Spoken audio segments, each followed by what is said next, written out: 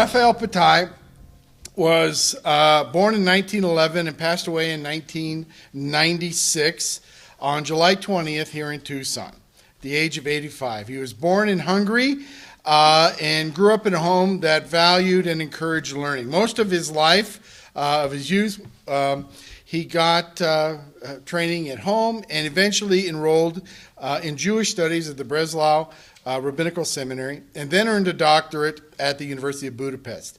He made Aliyah, he moved to Israel in 1933 at the age of 21, and eventually enrolled at the Hebrew University in Jerusalem. He received that university's first degree in cultural anthropology. He went on to a career that saw him write on a wide range of topics. Frankly, looking back over his life and scholarly productivity, I have to say I stand in awe. He wrote dozens of books, just one of which is an example here, and hundreds of scholarly articles. He was, in many respects, a model of scholarly productivity. This was combined with his encyclopedic knowledge and learned creativity. I want to highlight just one of his books, and that was a book he published in 1967. That book's title is The Hebrew Goddess. In it, he proposed that the ancient Israelites and early Jewish communities worshipped a goddess.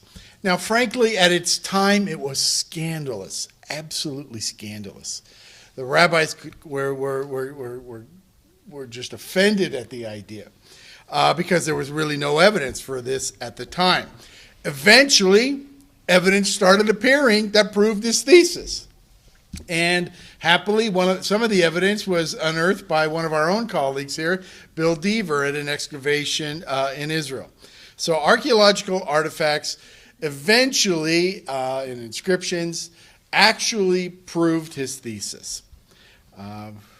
It's great to be around to see something that you come up with as an idea actually be proven. He wrote many other books. One, The Myth of the Jewish Race, together with his daughter, Jennifer. His daughters now survive him. Dr. Jennifer Schneider of Tucson and Professor Daphne Patai of Amherst. This lecture they have endowed in their father's honor and memory. And it's our pleasure to host this annual event.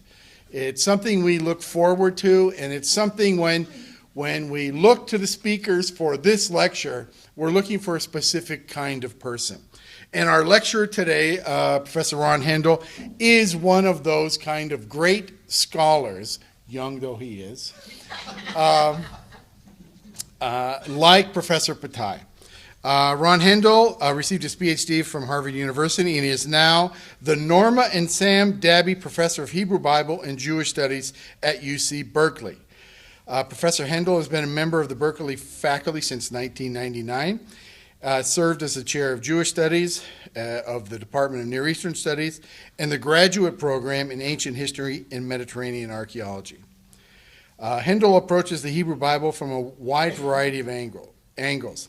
He's, like Patai, even at his young age, the author of many, many books so far. I won't detail them here, but I will mention one thing that's important to not just his career as a scholar, but his influence on this generation and generations to follow through his work as editor of the Oxford Hebrew Bible. That's a new critical edition of the Hebrew Bible that's taking a fresh approach to the actual critical text of the Hebrew Bible, trying to identify provide us with a critical edition of the Bible that's different from ones that we typically use today. So that's, I admire you for much of your scholarly work, but that's an achievement not just of scholarship, but incredible patience in dealing with all the people who must be contributing to that volume. So it's my pleasure to welcome him here today. Professor Hendel's lecture today, as the 2015 Raphael Patai Memorial Lecture, is entitled The Exodus as Cultural Memory. Ron, it's a pleasure to welcome you here. As he's coming up, I'm also going to tell you that his wife Ann is with us here as well. Their son graduated from the U of A 2 years ago. So this is kind of a homecoming, and always a professional honor, but also a personal honor to welcome you guys here today. Thank you.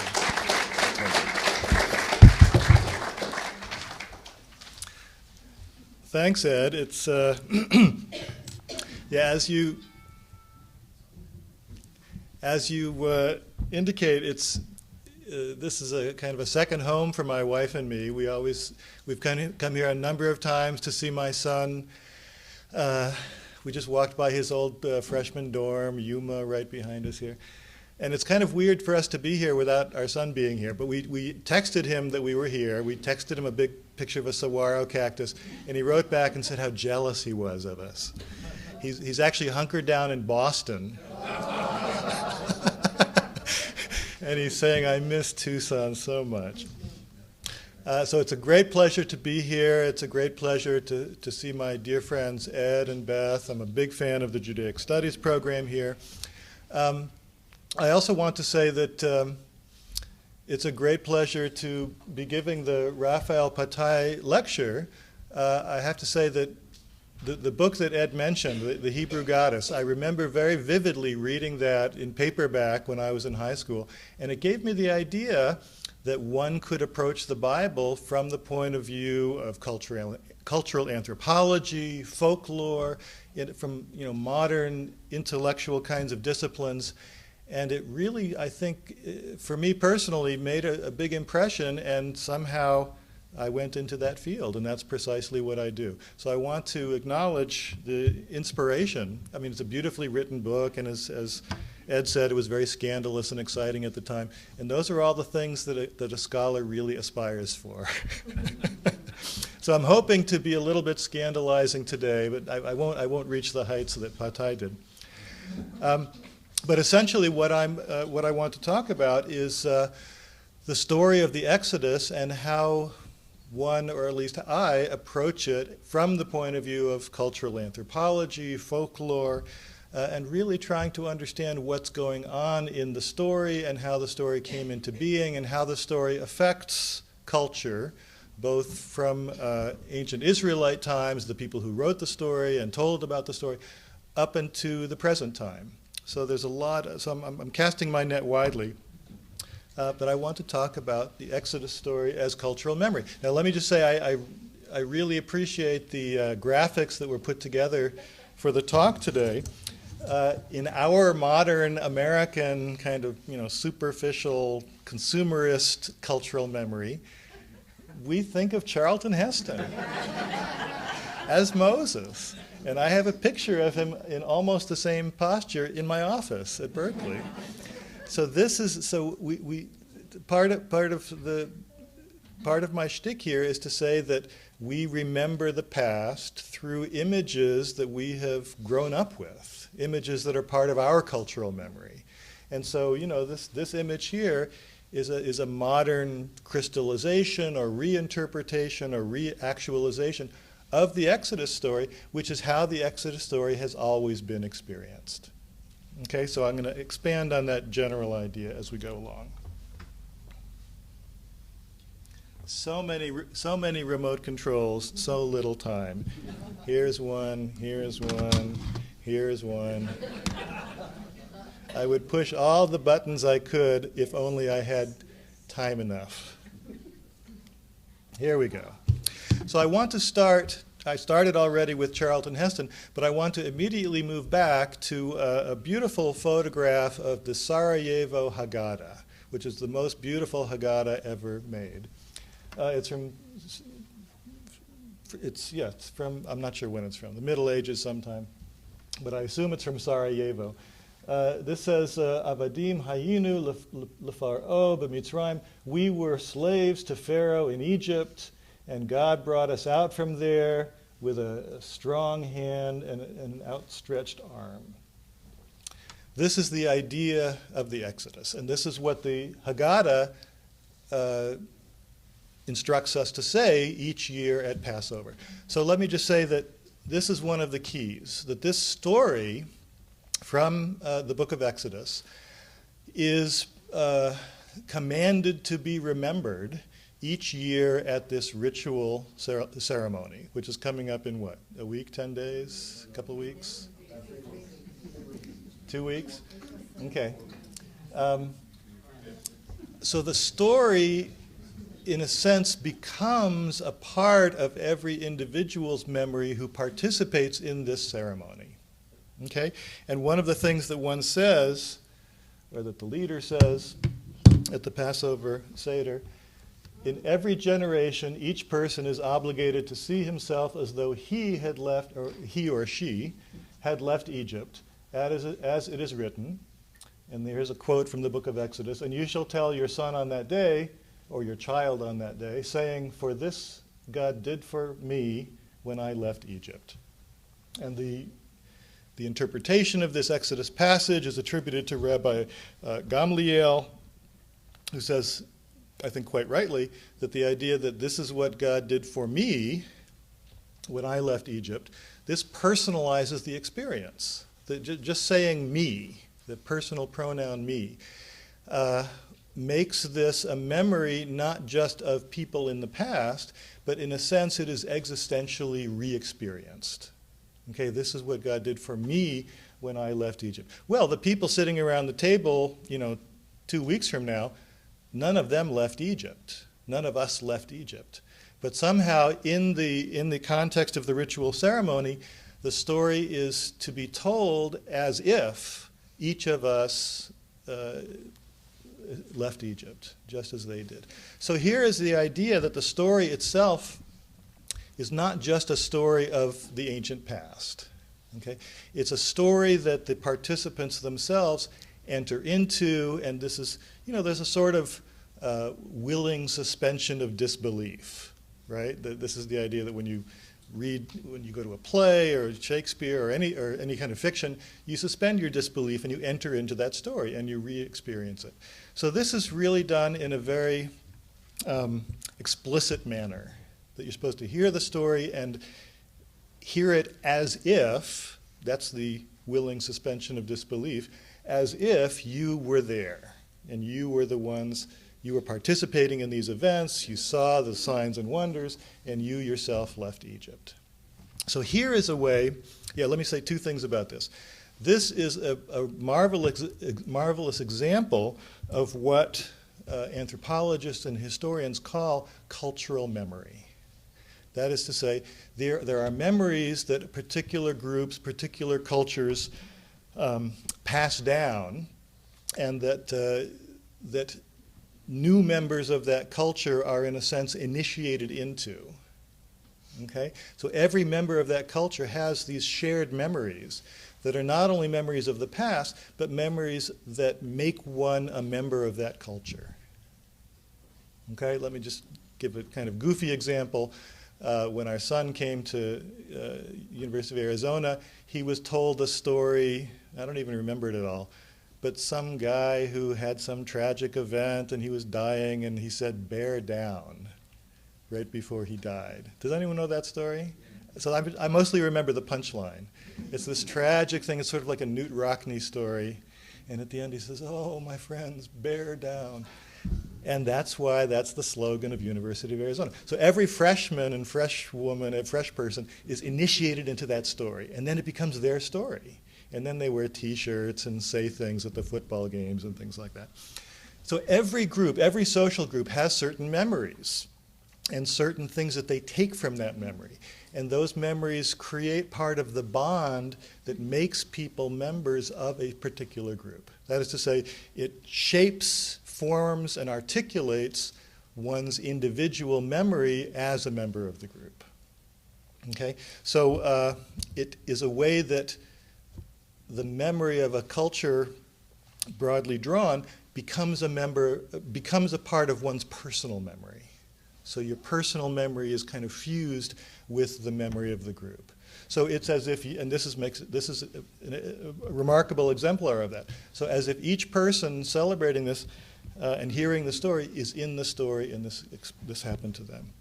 And this is what makes people a member of this particular community. For the Passover Seder, of course, it is the story and memory that makes one a member of the Jewish people. Okay? So the story, in a sense, is part of the engine or motor that makes individuals members of this group, in this case, the Jewish people. Or in the Bear Down, a member of the University of Arizona Wildcat people. So every group has these kinds of memories and these kinds of ways of initiating people. So it's important that these are memories that are actualized at regular intervals, at religious ceremonies like this one. And these are memories that, when you're a child, you are initiated into those memories by being told them in these powerful ways, usually accompanied by family and other members of that particular group. So my point is that the Exodus story is a cultural memory that makes people into a member of the Jewish people. Okay? And it still functions that way to this day. Now, my historical argument is that this function of the story as cultural memory goes all the way back. My argument is that this is what the story did from its very beginning. Okay, and I want to argue that this is what there's reason to believe that this is what the story did when it first became a story. And let me say another thing. That for stories that constitute the cultural memory of a people, it's not essential that every element of the story be historically true. I don't know that all the elements of the Bear Down story are historically true. I don't know, well, I actually do know. There are elements of, for example, the story of Thanksgiving. This is an American ritual and set of cultural memories. There are parts of that story that aren't true. There are other parts of the story where important things have been forgotten or erased to make that story work as a piece of cultural memory. So the idea that something has to be true is possible but not necessary for a story to function as cultural memory. Now let me say, as part of the background for this, archaeologists have found zero evidence for an event that would possibly look like or give rise to the story of the Exodus in the Bible. There's no evidence for a massive escape of a group of proto-Hebrew peoples or proto-Jewish peoples from Egyptian slavery entering into the Promised Land. There's no evidence for that at all. So archaeologists say, and I just would quote Bill Deaver, who's an eminent former professor of archaeology here, who says there's absolutely no evidence for the Exodus. It's clearly a fictional event. Now, I want to argue that there's actually lots of evidence, a huge amount of evidence, for what the Exodus is a memory of. But what the Exodus is a memory of isn't a specific event. It isn't the Charlton Heston movie. It isn't any of those specific events that happened there. What I want to argue is that the Exodus is a memory of a time when the people who essentially became the people of Israel were all, in a sense, in a very decisive sense, slaves of Egypt. Okay? And at a certain point, the house of bondage, the structures of of Egyptian rule over these slaves ended. Okay? And the decline and disappearance of this Egyptian rule, where the Egyptians were the masters and the early Israelites or the Canaanites were the slaves, this is a real historical situation. So this situation, this is a map of it. The situation is what we call the Egyptian Empire. This occurred in around 1500 to around 1100 BC. Egypt was one of the great political powers in the region, and they had massive colonies and territories that they ruled over, both to the south of Egypt in Cush and to the north and east of Egypt in Canaan. So the punchline here is that Canaan, for roughly 400 years, was ruled by Egypt. Okay? And it was ruled by Egypt. The Egyptian empire fell over a couple of generations, but essentially it was gone by 1150 or 1125 BC or BCE. Now, those of you who know these dates realize that that's the same period when early Israel was arising, was crystallizing as a people in the land of Canaan. Our earliest mention of Israel as a distinct polity, as I'll show you later, was from around 1205 BC. So the point here is that Israel was emerging as a people at the very time that the Egyptian empire was collapsing as the ruling power in the land of Canaan. So these two events were pretty much coterminous. They were pretty much going on at the same time. So the fall of Egypt created the possibility for the rise of Israel. Okay? The people of early Israel, and this again is according to the archaeologists, were mostly Canaanites. Their material culture was Canaanite, their language was Canaanite. There's tons of continuity, Beth knows more about this than I do, between the late Bronze Age Canaanites and the Iron Age Israelites. So here's my argument, is that when the Israelites remembered that they were delivered from slavery to Egypt, this is a recollection, reconfigured in various ways, of the time when Canaan was ruled by the Egyptian empire. Okay? So they were, as I'm going to suggest, this is a memory of servitude to Egypt. Now, this memory of being slaves to Egypt also involved many Canaanites being slaves in Egypt. Okay? One of the ways that the Egyptian empire operated was by importing arguably thousands or maybe even tens of thousands of Canaanite slaves into Egypt to be workers. They worked for royal enterprises, for the temple enterprises, for vast agricultural domains that were run by the Egyptian temples. So this is a nice sculpture of a Canaanite captive. This is from the Met. I saw it a few years ago in New York City, and I loved it so much I tracked down a picture of it. His nose is broken, but this is very characteristically the way Canaanites are depicted. And you can't see it much here, but he's actually lying down with this big stone thing on top of him, and on top of that was probably the Egyptian pharaoh or something like that. So it's this beautiful visual description of the Canaanites as captives, as completely subservient to the Egyptians, and particularly to the Egyptian pharaoh. So there were many Canaanite captives that were in Egypt. Whoops, I'm using the wrong remote control. Okay, this one. Let me put these over here.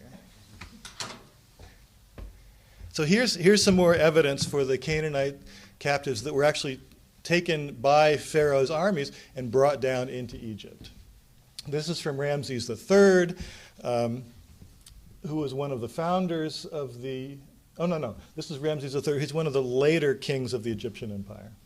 He says, this is an inscription describing one of his military campaigns into Canaan.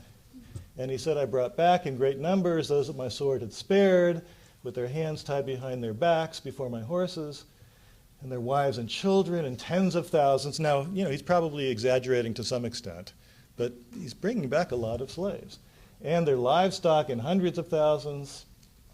I've imprisoned their leaders in fortresses bearing my name. I've added them, chief archers and tribal chiefs, branded and enslaved. You branded in the ancient world, you would brand slaves like you brand cattle in cowboy movies.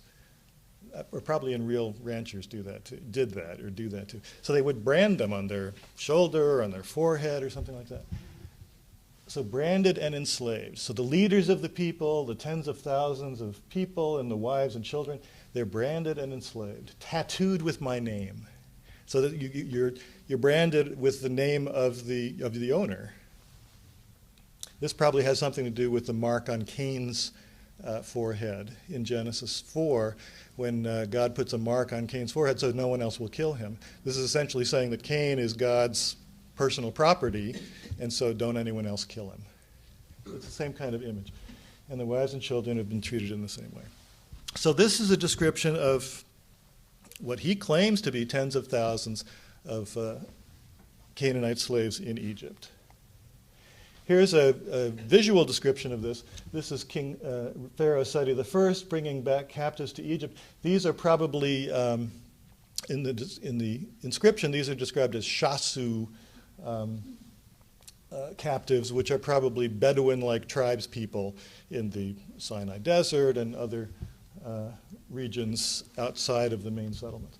So, so he's driving all of the, but these are Canaanites, Canaanite Shasu, Bedouin kind of people. So he's bringing all of these captives into Egypt. Here are the Egyptian priests and governors welcoming the Pharaoh back. Interestingly, they cross over this marshy river on their way back into Egypt. This marshy river is depicted here as a kind of boundary of the land of Egypt. On this side of the river is foreign lands. On this side of the river is Egypt itself. We'll see Pharaoh and his horse and captives and war stuff going on later on with a river involved as a boundary. Now, part of what I am presenting here as part of this argument is that we're not just talking about Canaanite slaves in Egypt. I think more importantly, we're talking about the idea that the people who were living in Canaan during the time of the Egyptian Empire, in both ideological sense and in a very real practical sense, were slaves of Pharaoh. Okay, so the number of Canaanite slaves to Egypt included all of the people who were in the land of Canaan, even if they never went down to Egypt. We have some letters from local Canaanite kings to the Pharaoh during this period of the Egyptian Empire. And here again, I mentioned the general idea among scholars is that there's no evidence for the Exodus, but we have tons of evidence of this stuff. We have letters from the local kings to the Pharaoh. And in one of them, the El Amarna, they were found in the Egyptian site of El Amarna, which was the capital city of the Egyptian Empire at a certain period under Akhenaten and some of his successors. Well, no, mostly just under Akhenaten. He's one of the Egyptian pharaohs. But this letter says, Canaan is your country, its kings are your slaves. So the kings of Canaan are the slaves of Pharaoh. This is the ideology of empire. Okay, the Pharaoh is the master, the kings are the slaves, and of course the king's subjects are also slaves of the master, who is Pharaoh. Here's another nice letter from one of the local Canaanite kings. To the king, my lord, this is a letter to the Pharaoh, and he says the Pharaoh is like the sun in the sky. And in Egyptian mythology and Egyptian religion, the king was an image of the sun god Re, manifested on earth. Message of Shubandu, that's the name of the Canaanite king, your slave. So I, the Canaanite king, am your slave. I am the dirt at your feet. We'll explore this metaphor a little bit more. I prostrate myself on stomach and on the back at the feet of my king, my son, the sun from the sky, 7 times and 7 times. So the king is the slave of the Pharaoh. He puts himself down. He's like the dirt. He's like the dirt under Pharaoh's feet. So this, again, is the language of the royal ideology of Egyptian kingship. That the Pharaoh is like the the Pharaoh is like the sun in the sky, he's the great ruler, and his subjects, who are all his slaves, are under his feet, okay, like licking the dirt. And here he's bowing down on the dirt 7 times, and he's like the dirt at your feet. Now here's one of my favorite pictures that illustrate this ideology.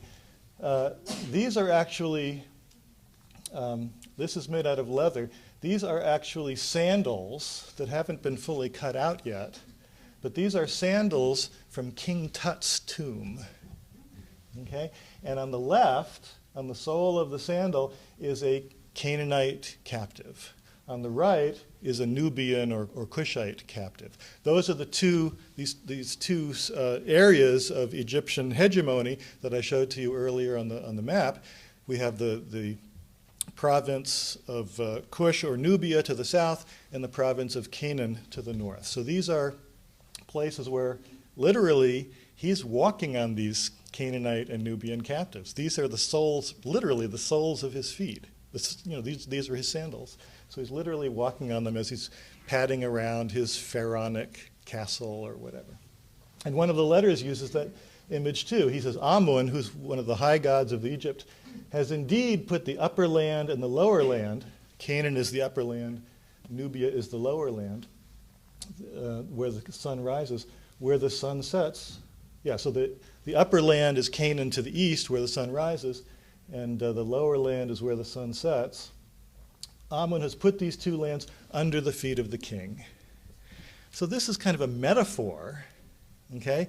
But this metaphor is literalized by actually having sandals where he walks on the Nubians and the Canaanites every day. So this is the language, the ideology, the imagery of empire. Okay? So the Canaanites are slaves. They're like the dirt under the feet of the Pharaoh. Now, it's arguable that it's more than arguable. The Canaanites who were living under the rule of Egypt during these 400 years clearly knew that they were slaves of Egypt. This is a map of Egyptian administrative and military bases in Canaan in the latter part of the Egyptian empire. And the point here is there were lots of them. There were lots of Egyptian fortresses, administrative centers, military centers, all over the land of Canaan, what became the land of Israel. So the Egyptian presence was obvious. Okay, people knew who was the boss. People knew that if you did anything wrong, the Egyptians were going to crush you. For example, if you didn't pay your taxes to the Egyptians, they were going to come get you because they had these big garrisons there. So they were all over the place. So the footprint of Egypt, maybe I shouldn't use that image. Well, no, I want to use that image. The footprint of Egypt was really obvious throughout the land of Canaan throughout this period. And it arguably got even more intense, more weighty and oppressive in the latter part of the Egyptian empire, which is where there were more bases in the latter part of the Egyptian empire than there were earlier.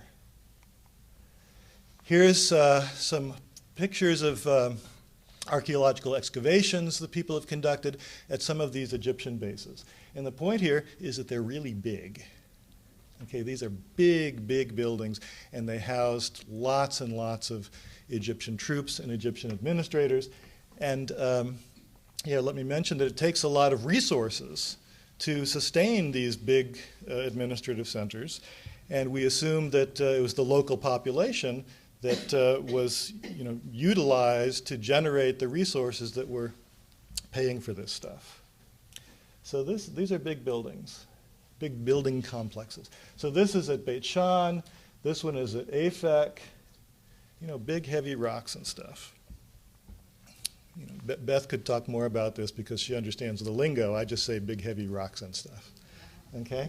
But these are big, big places with a big footprint in the land of Canaan. This is a bowl on which is written Egyptian hieratic writing that probably, but there's some possibility of different interpretations, but this is probably a harvest tax that was imposed upon the people of Canaan to support these troops. And there's hundreds of thousands of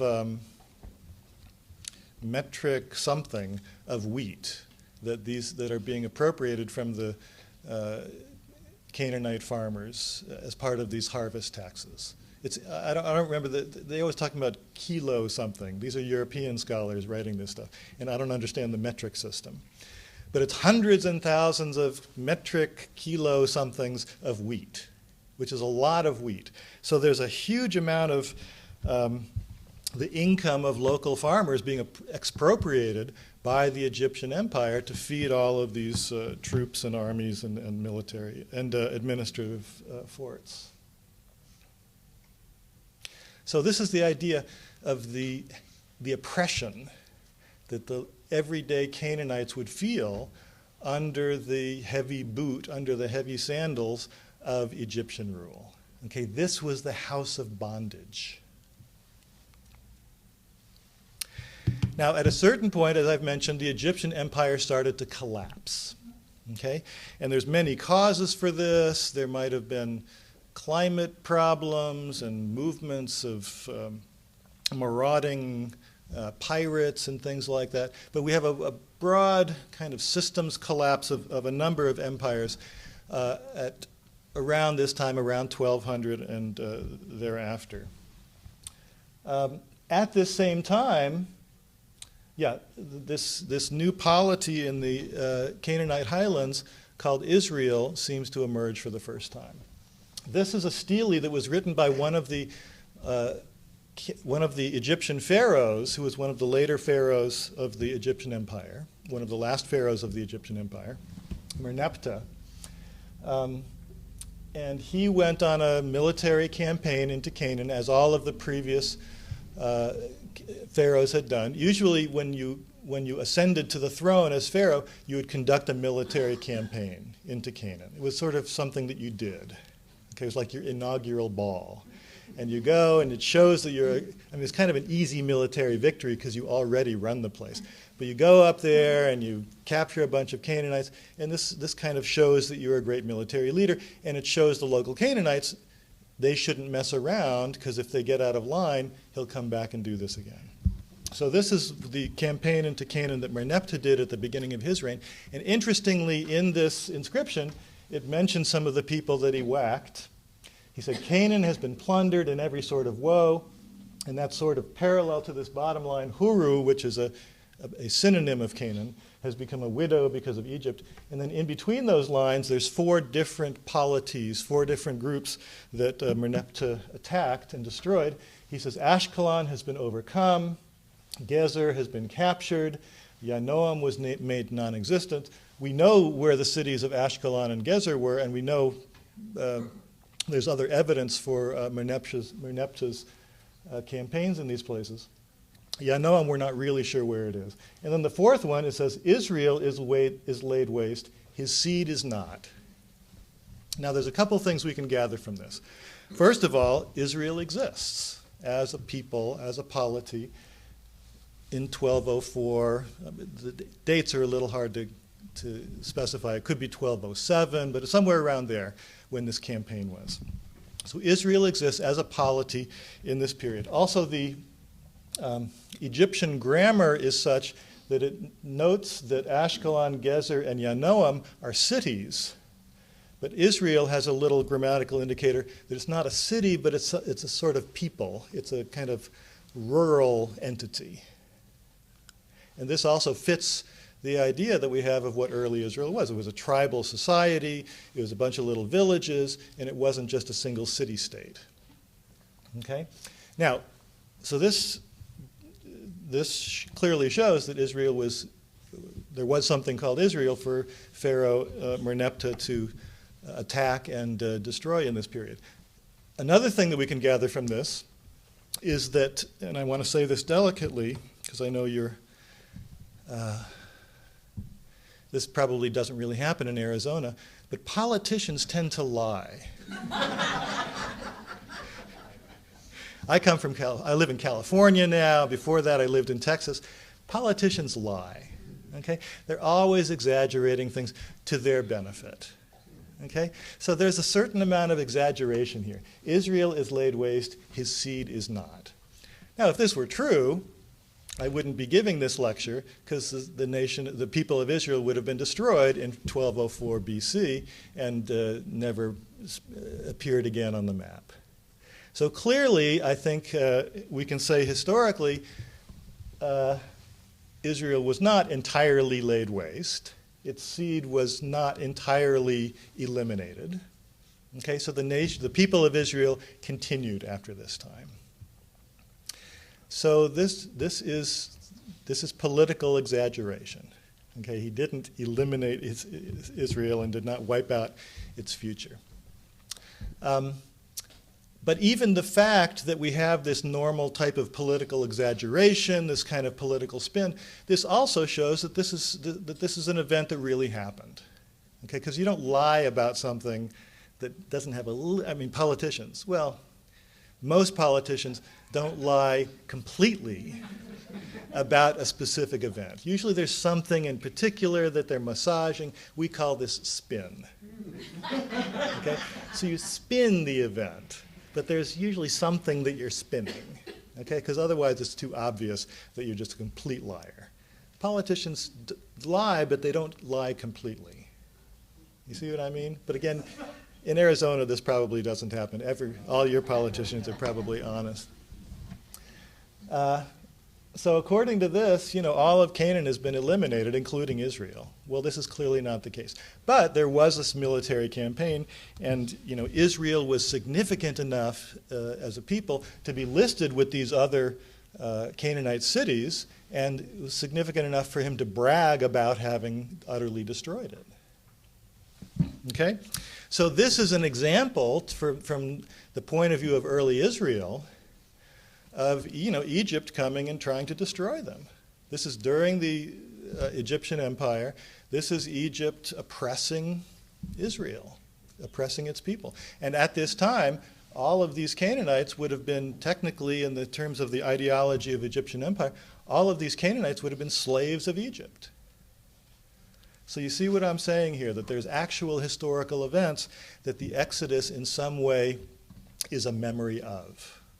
There's tons of things like this that happen. This is a particularly striking one, but there's tons of things that happened during this 400 years of the Egyptian Empire that could lead one to think that people remembered that Egypt was the master and the Canaanites, including the people who became Israelites, that these people were the slaves.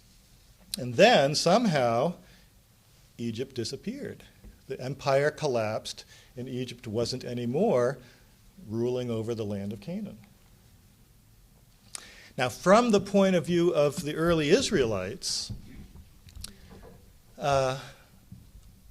this was a great thing. This was a miracle. Okay, from the point of view of the early Israelites, the fact that the Egyptian empire, the greatest empire that the world had ever known, who used to be their master, was defeated. And Egypt withdrew to Egypt. Interestingly, the event that is remembered in the story of the Exodus as where this happens, is this happens at it's either the Red Sea or the Reed Sea. The word is Yam Suf. Literally, Yam Suf means the Sea of Reeds.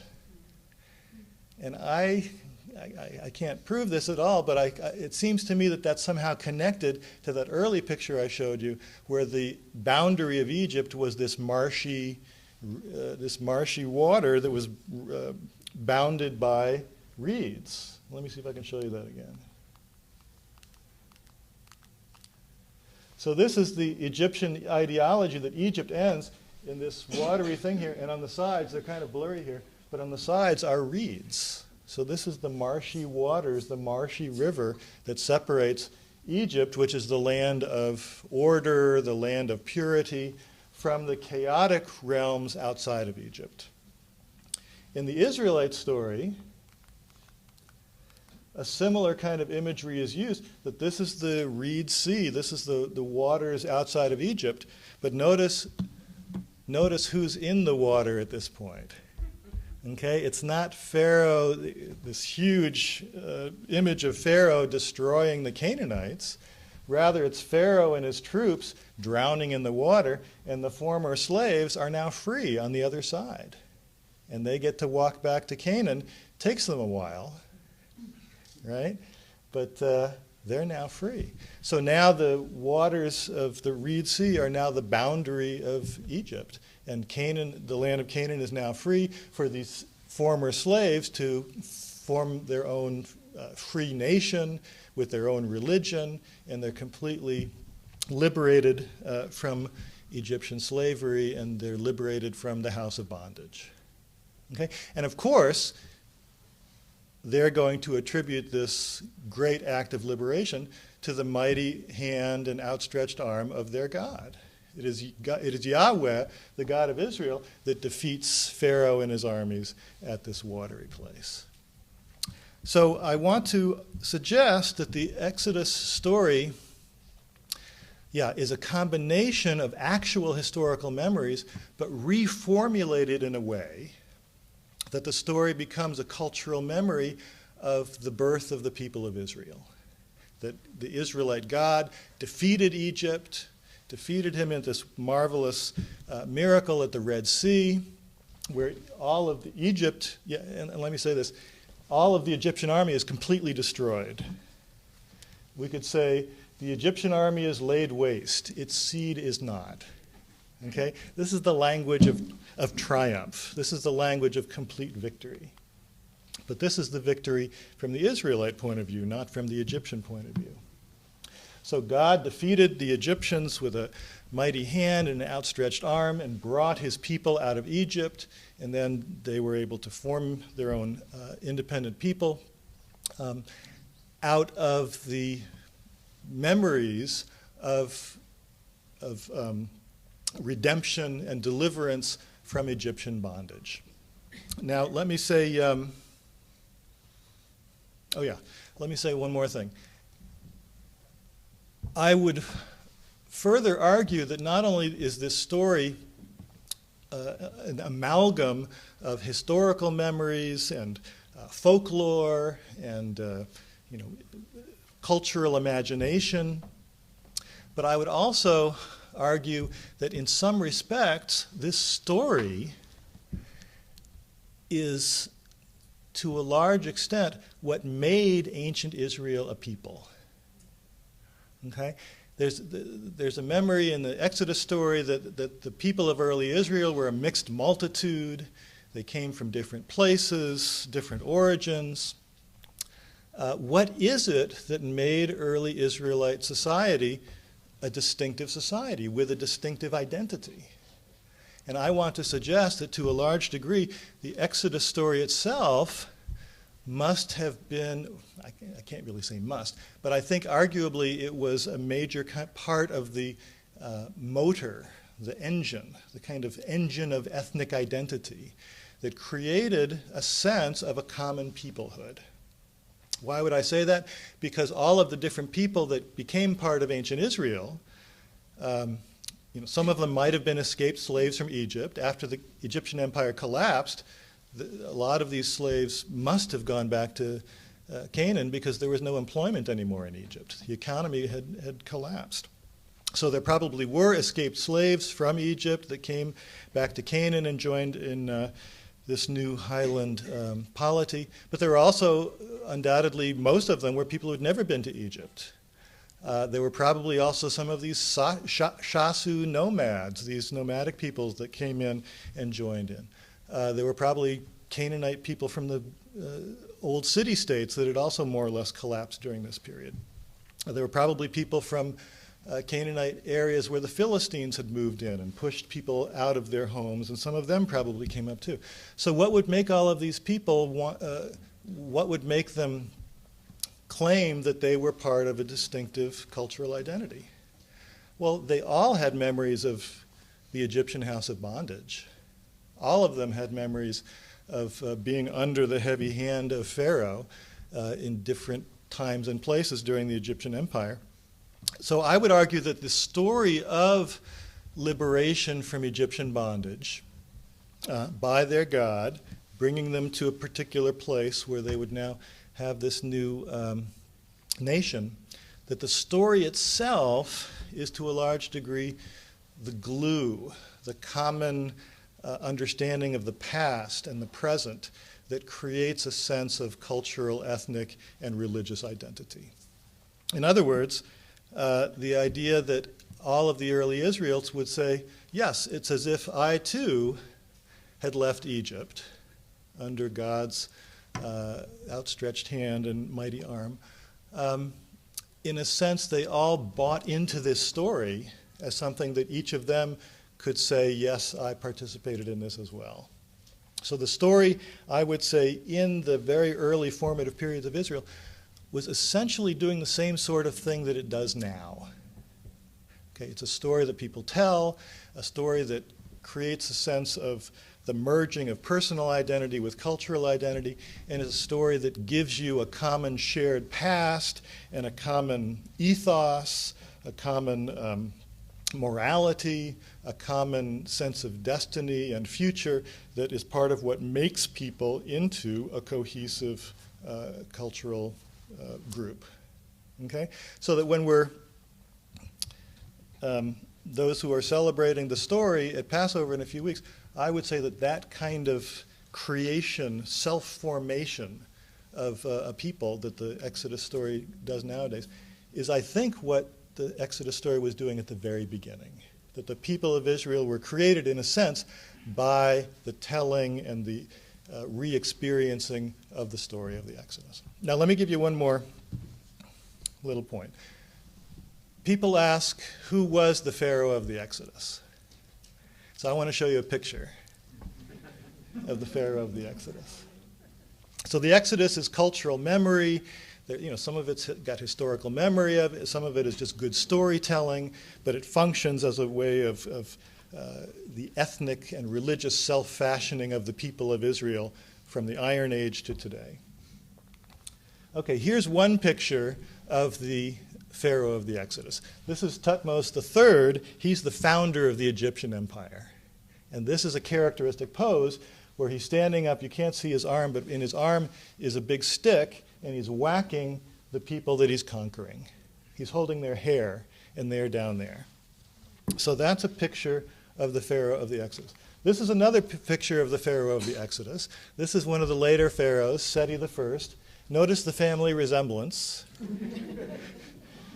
He's got his hand raised, he's got his staff there, he's got the pharaoh's hat, he's holding the hair of these captives, and these are the Canaanite captives, the Nubian captives, and he's about to whack them all on the head. So that's the Pharaoh of the Exodus. Here's another one. This is Ramses II, spitting image of his old man. He's got the same stick, the same whacking the heads of the captives. So this is also the Pharaoh of the Exodus. Here's Merneptah. We saw his stele. Same kind of thing. Okay? It's the same guy, same picture, same ideology of empire. The Pharaoh is the master. And notice he's so much larger than his captives. He's so much larger than the slaves. So it's just easy to just grab them and whack them. Here's one of the later ones. We also saw an inscription by Ramses III doing the same thing. So this is the Pharaoh of the Exodus. But it's all of these pharaohs of the Egyptian Empire. And all of them kind of merge into one pharaoh. Okay, in the Exodus story, it just says Pharaoh. There's no name of which pharaoh. In a sense, I think it's because it's all of these pharaohs. That Pharaoh itself is an entity. And it doesn't matter which pharaoh, because they're all doing the same thing. They're all whacking their Canaanite slaves. Again, let me just say, in our memory, we have a more particular image of what the Pharaoh of the Exodus is. And here he is. So this is our cultural memory. This is Yul Brynner, and there's Ann Baxter. And the Exodus keeps being reimagined and re-experienced and re-fictionalized and continues to be a cultural memory to our day. Thank you.